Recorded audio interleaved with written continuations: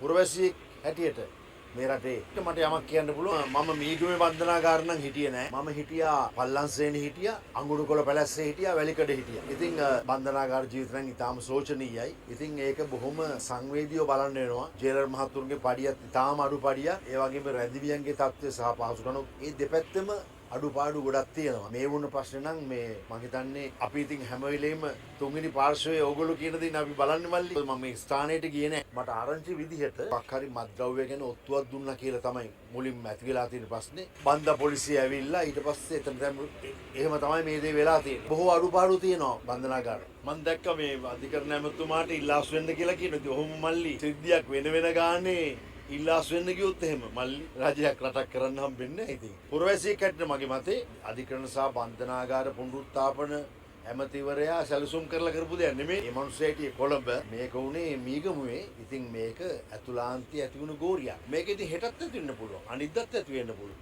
මොකද එක කාමරයක මේ කට්ටිය ඉන්නේ. එක ශාලාවක ඉන්නේ. උදේ 6ට අරිනවා දොර. ඊට පස්සේ ආයේ මේ ඉඳලා රෑ 5:00 වෙද්දි වහනවා. මම හිතන සිද්ධිය දන්නවා. ඒ ඇතුලේ ගෝරියක් ගියොත් මොනවා හරි වුණොත් ඒගොල්ලෝ එනකන් මේ ඕනම දෙයක් වෙන්න පුළුවන්.